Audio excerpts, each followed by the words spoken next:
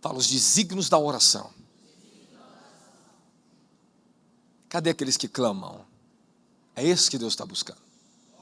E ele diz, clame a mim, Jeremias. Clame, e eu te responder-te-ei. Irmão, vou repetir para você uma coisa. O problema é, quando muitos líderes atingem dimensões de unções gloriosas, eles querem manter as pessoas com o cálice deles. E não ensinam as pessoas a ter o seu próprio cálice de comunhão. Beber do cálice do apóstolo, o que você bebe na conferência é bom. Beba. Mas aprenda a beber do seu cálice. Aprenda a ter uma vida de oração. Não orações medíocres não, irmãos. Orações medíocres só interferem mais ainda na tua vida. Orações sérias. Orações inteligentes e compromissadas. É isso, aleluia. Fala, a oração é a maior prioridade da minha vida. Quando você coloca a oração em prioridade, você coloca Deus acima de todas as coisas da tua vida. Não vem com história falar que vamos colocar Deus em primeiro lugar. Se você não coloca a oração, você nunca vai colocar Deus em primeiro lugar em nada. Pastor, 10 passos para colocar Deus em primeiro lugar. Só te dou um. Vai colocar o teu joelho no chão. Coloca o teu joelho no chão que tu vai aprender a obedecer a Deus. A oração te ensina a obediência. É na oração que você vence o pecado. Na oração que se vence o pecado. Vou repetir. Na oração que se vence o diabo. Na oração que se vence toda essa força do inferno, de depressão, de angústia, de morte. Fala, é na oração que a morte é vencida. Fala, é na oração que os desígnios de Deus são liberados.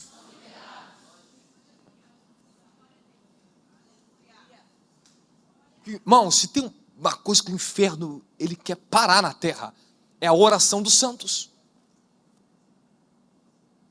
Só as nossas orações têm poder de paralisar as forças do inferno lá no governo.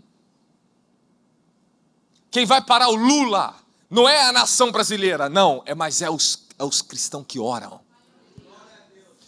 Irmãos, não existe como, já foi provado para vocês que a nação não tem como, não consegue. Eles não têm poder para lutar contra o próprio sistema de Satanás, o príncipe desse mundo.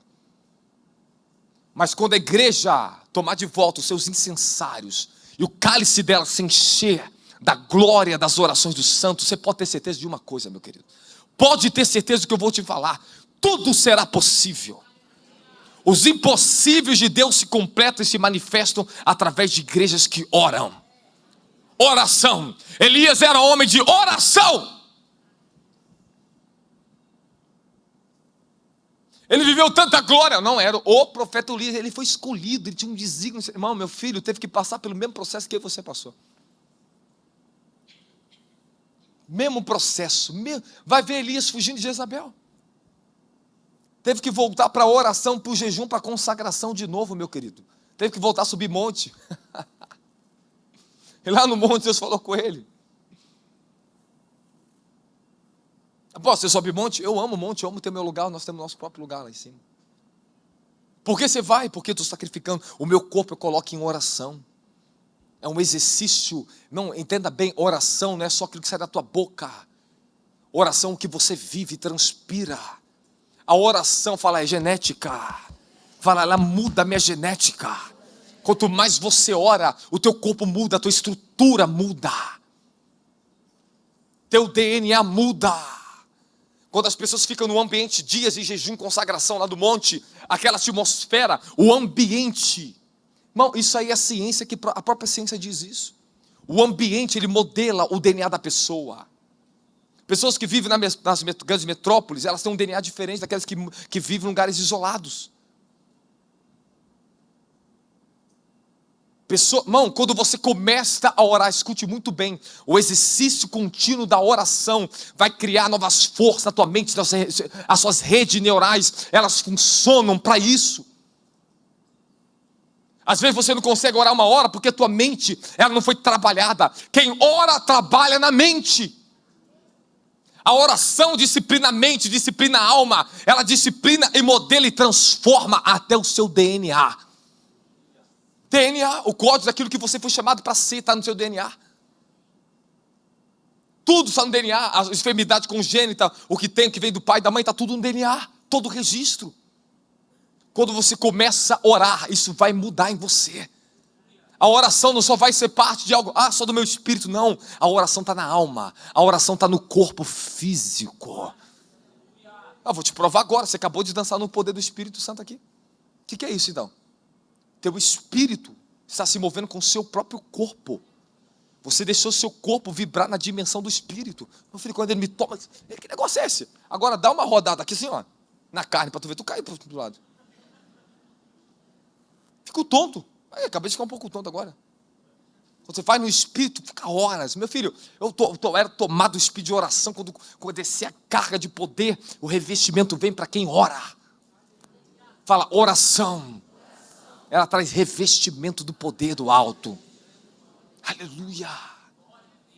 É isso que você precisa entender. Se você não está disposto a guerrear numa vida de oração, você não está disposto a nem ter vitória na tua própria vida. As grandes vitórias, conquista na vida de homens de Deus, é através da oração. Todas as grandes vitórias na minha vida vieram porque eu estava em oração. Em oração você vê que Deus visita Paulo. Em oração Deus visita seus discípulos. Todos eles oravam. E Deus respondia. Por que você não vai fazer aquilo que mais vai beneficiar a sua vida, que é a oração? Gastamos tanto tempo em busca de soluções na nossa vida. Eu só vou te dar a receita é orar. Quem ora ouve, quem ora obedece, quem ora sacrifica. Fala, a oração, ela é oposta à minha carne, até que a minha carne seja santificada pela oração. Irmão, meu filho, oração é humilhação para a carne. Se tem uma maneira de humilhar o homem, é a oração. Fazer você render teu joelho no chão, passar horas ali, acreditando que Deus está com você. Aí sim, você entrega o governo da tua mente, da tua consciência e de quem você é para Ele. Apóstolo, nunca fui ensinado a orar. Aprenda agora. Você foi pacata, você foi frequentadora de igreja. O problema é teu. Resolve esse problema hoje contigo. Você se colocou assim, te ensinaram errado. A igreja não é para ser uma telespectadora, é para ser ativa. É uma igreja guerreira. A noiva do Cordeiro, ela está sempre queimando de amor por Ele. Nós estamos falando do despertar da noiva. A noiva deseja o noivo, a noiva quer comunhão, quer intimidade, quer vida de oração, quer vida de jejum, consagração. Dá glória a Jesus Cristo aí. O Senhor não vai vir buscar uma noiva imatura, nem incompleta. Ele vem para uma noiva madura, completa, aperfeiçoada. E se tem uma maneira de quebrar um crente da terra, Deus tratar com você, Ele te transformar, é quando você começa a orar. Aleluia. Irmão, se eu sair da oração, eu vou reduzir mais de 90% ou quase todo o meu ministério a nada. Nada. O homem não é nada se ele não ora. Irmão, o ministério mais antigo de todos os santos é a oração. É a oração. A igreja é fundamentada na oração. Atos 1:8 diz assim, contudo recebereis poder quando o Espírito Santo descer sobre vós, e sereis minhas testemunhas, tanto em Jerusalém como em toda a Judéia e Samaria até os confins da terra. Todos esses perseveraram unânimes em oração, juntamente com as mulheres, Maria, mãe de Jesus, e com os irmãos dele. Fala, amém. E a mulherada lá orava, hein? A mulherada do Novo Testamento sabia o que era oração. E se tem uma mulher que era dotada de poder na oração, era Maria. Um dia eu vou contar um pouquinho a história dela para vocês. Atos 2:3, assim, Então todos viram distribuído entre eles línguas de fogo, e pousou sobre eles, sobre cada um deles. E todas as pessoas ali reunidas ficaram cheias do Espírito Santo, e começaram a falar em outras línguas, de acordo com o poder que o próprio Espírito lhe concedia que falassem. Fala, glória a Jesus. Em Atos dos Apóstolos nasceu a primeira igreja oficial do reino de Deus, irmãos. Nasce-se a primeira igreja oficial. E como? De joelho no chão. Assim foi o meu ministério. Acredito que deve ser o início, o meio e o fim de qualquer genuíno ministério levantado pelo Espírito Santo. Antes do Pentecostes, os apóstolos conseguiam compreender apenas um fragmento da importância da oração.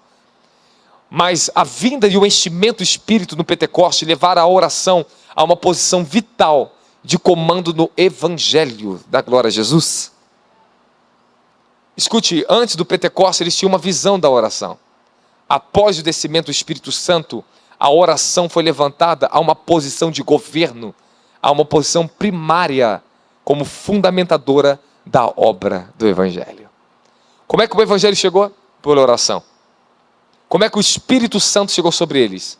Porque todos estavam perseverando unanimemente em oração. Eles estavam numa batalha profunda em oração, esperando pela promessa. Então você vê que a igreja primitiva nasceu na oração. Essa é a sua vida. Esse é o seu poder supremo. É a oração. Deus, ele se colocou à disposição dos homens na oração.